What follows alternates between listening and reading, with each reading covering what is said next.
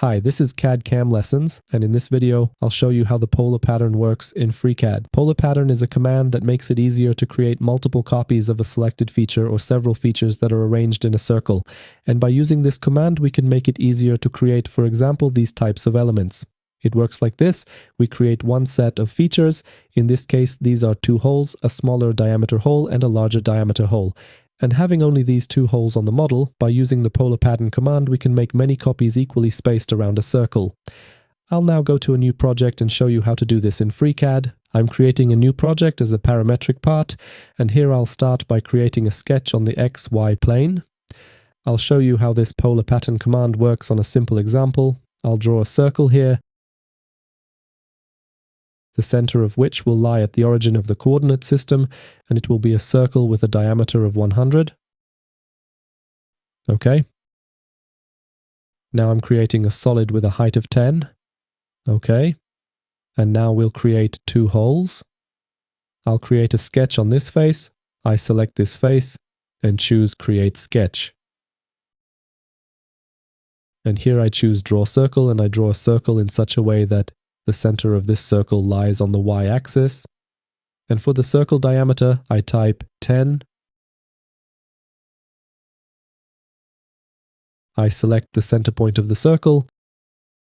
Here I actually have to move the dimension a bit. The dimension was selected, so I left-click in the workspace to deselect that dimension. I select the center point of the circle.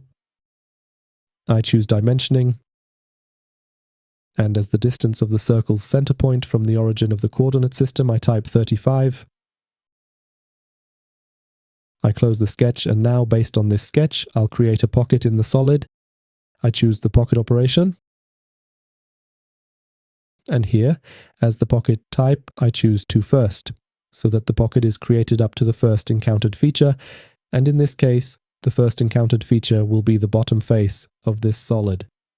I click OK.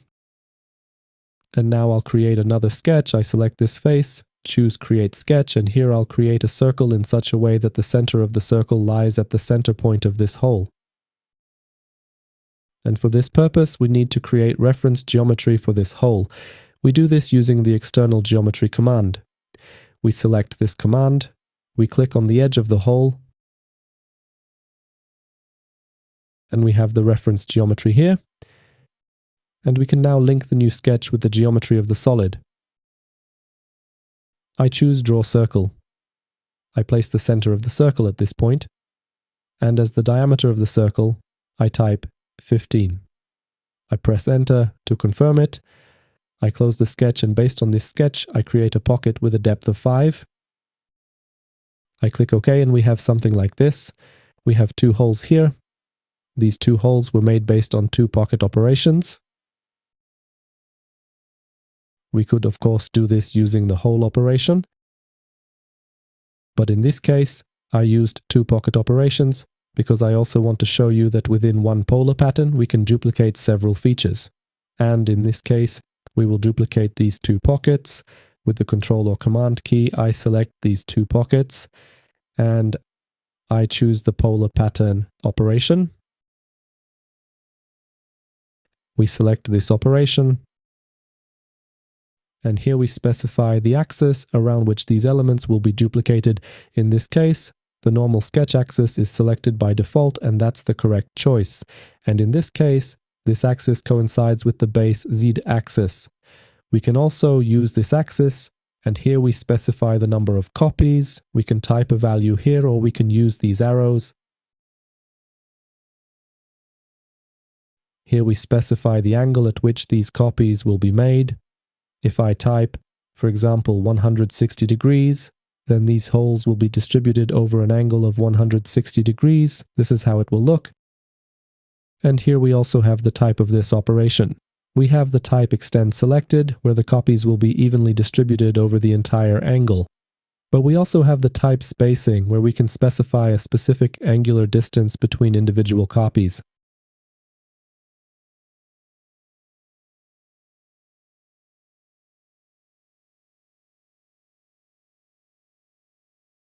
Here I'll return to the extend value. For the angle, I type 360 degrees, which is the full angle, and the number of copies, for example, 8. I click OK, and this is how it looks. And here, using this operation also has the advantage that if we now make some changes to the source element, and to do this, we edit the sketch that was used for the pocket operation.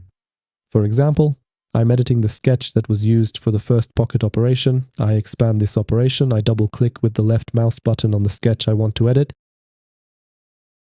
and I'll change the diameter here from, for example, 10 to 5.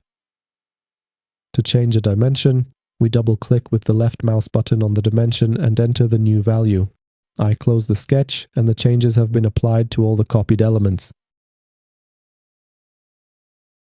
And now I'll show you another interesting thing that might be useful in certain situations. We can duplicate such a solid in, for example, a linear pattern. Only now, here's the thing. If you do it in such a way that you select the last feature you want to duplicate and choose the linear pattern operation, an error will appear here saying that we can't do it that way. But if you select the entire body and choose the linear pattern operation, we can duplicate this solid in a linear pattern. And here I'll do it like this. I'll switch the mode to spacing and set the distance between elements to 120.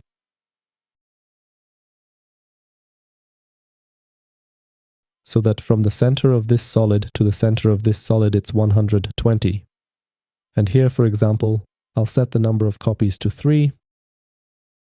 I click OK, and we have something like this. We can have 3 separate solids within one project, within one body. This is a functionality found in new versions of FreeCAD, which allows for the creation of multi-body parts within a single body. And now, what are the advantages? If I now go to edit, for example, this pocket,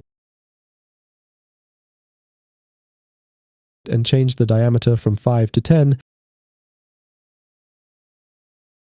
it has been changed in all elements.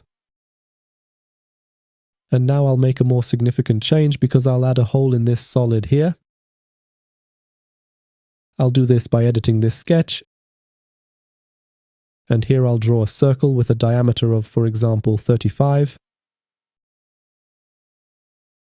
I close the sketch and look, it's also been changed in the other solids. If you've been using FreeCAD regularly for several years, you know what progress this program has made and how much it has changed. And if you don't use FreeCAD, or you used FreeCAD a few years ago and the program didn't convince you, then I think it's worth giving it another chance, because since version 1.0, a lot has really changed in FreeCAD. Many things have been improved, and version 1.1 brings further improvements and further fixes. So FreeCAD is becoming a really interesting option, and for many people it can be a really good solution. That's all for today. Thank you for watching, and if you'd like more videos like this, consider subscribing.